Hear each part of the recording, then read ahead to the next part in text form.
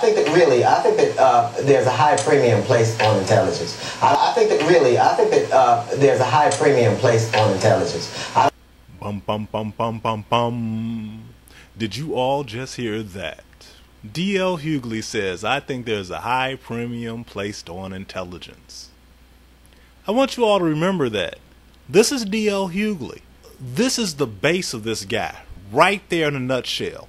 Now, to me, D.L. Hughley has been annoying for a long time. As a comedian, I think he's basically middle of the road. He's not one of the best comedians in the world. And the reason why I say this is because he's just downright annoying and downright unintelligent. He's not a smart guy. But there are some D.L. Hughley fans. But out of the four kings of comedy, all right, with Bernie Mac, Cedric the Entertainer, and, of course, as you know, the simp mangina Steve Harvey, well, here's the other simp mangina. His name is D.L. Hughley. And you can tell a simp mangina is a type of guy who takes his cues from African American women, who takes his cues from the sisterhood. Whatever they say, he does. He parrots it back. That is a simp mangina. He agrees with the sisterhood 100% of the time. And this is how he gets on TV, by saying dumb stuff. Stuff that just don't make sense. It just don't gel right. When it came to the basketball players, the female basketball players, who were called, well, you know, nappy-headed hoes by Don Imus, he got on Jay Leno and he was like, I don't see anything wrong with it. I call them a nappy-headed hoes. D.L. Hughley's been annoying for a long time. Now, I figured I would give him some time to maybe correct himself, self-correct. Then the next thing I hear while watching Inside Edition during the Tiger Woods scandal, I never said a word now, but I'm going to say it now.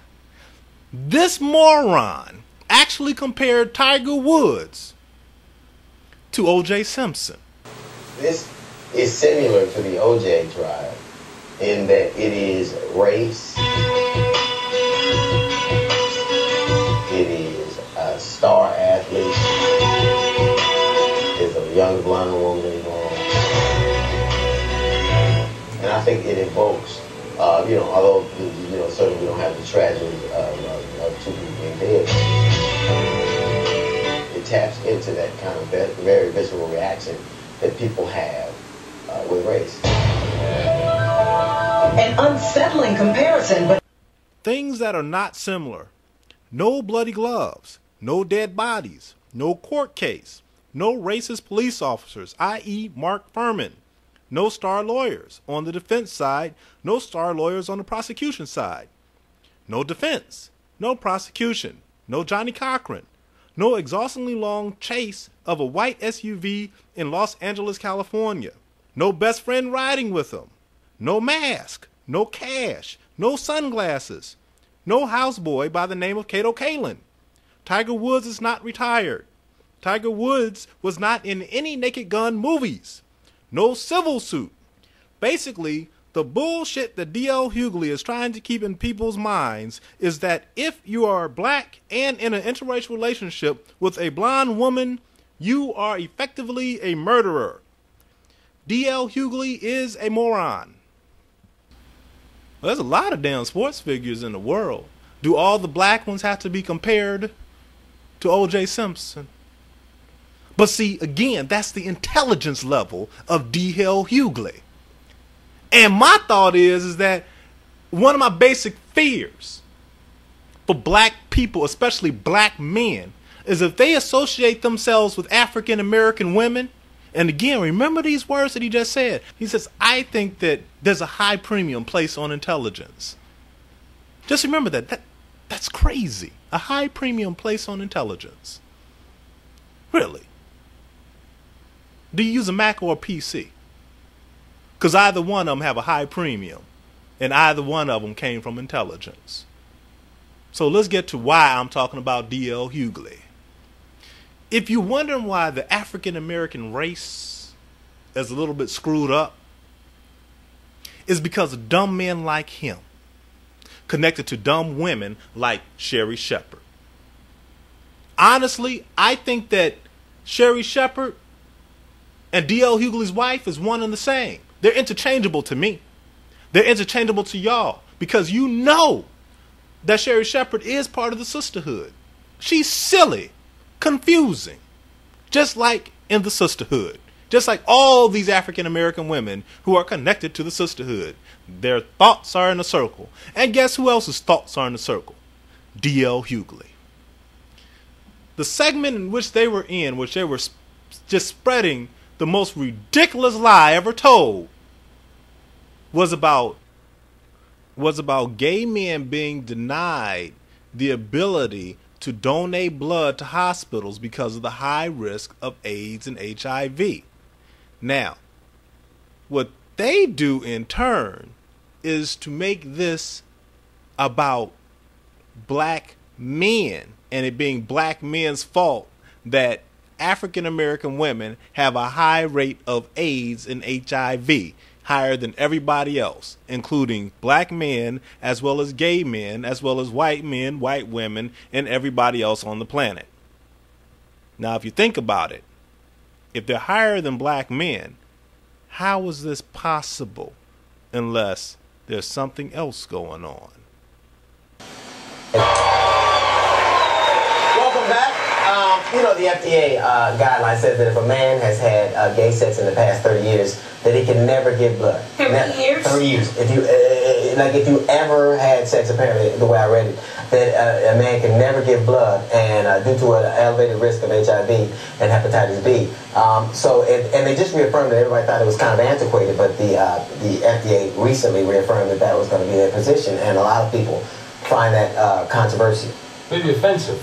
But then, You look at the link between the two. It sort of digs up that whole gay equals HIV, right? And that's what the article, and I think Slate was kind of driving at. And does it dig that up? Does it make that seem relevant again? That connection. Well, what Slate.com actually said is that HIV is 8 to 9 times more prevalent among blacks than whites, and should blacks be forbidden to donate too? But okay, I'm stopping it right there. And the reason why is because this is really remarkable. What you're about to witness is the biggest and most ridiculous distraction technique ever taken place by a black man on behalf of black women. And this is on national TV. D.L. Hughley did just tell the truth about 8 to 9 times higher than white people. But what he neglected to do on purpose now was read the last sentence of the paragraph out loud to a national audience. Instead, he's about to deflect and blame black men for this. Now, this is what's actually going on. This is on Slate.com.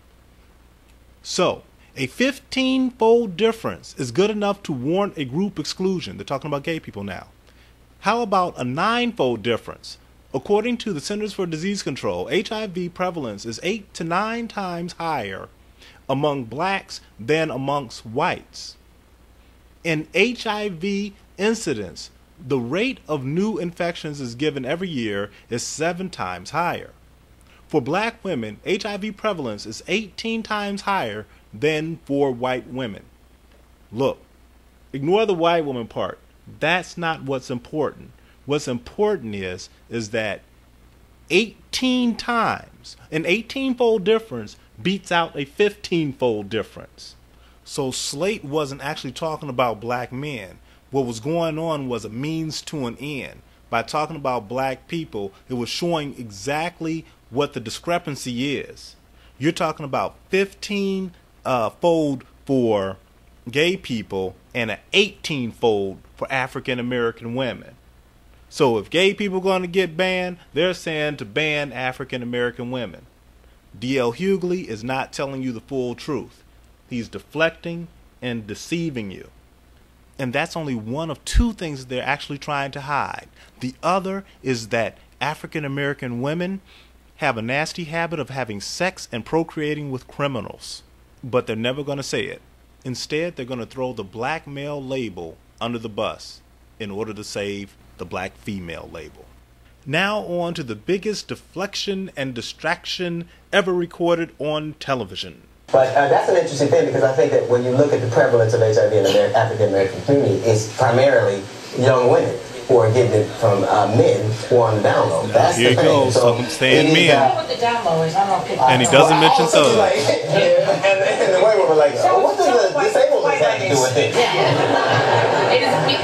The down low is black men who have been going out. They are having sex with men, and they're not telling their girlfriends or their wives that they're gay. Now you know damn well black women ain't married. Yeah, it's because it's very prevalent with African American women, because they come home and they have sex with their wives or their girlfriends, and they're not telling them that they're gay, and they're. But it's not as easy to come out in the black community. Yeah, definitely. It's very hard. It's very hard. It's not as acceptable. You can sing in the choir, but you can't come out. That's the thing you can do. It's true. No, really. It's really a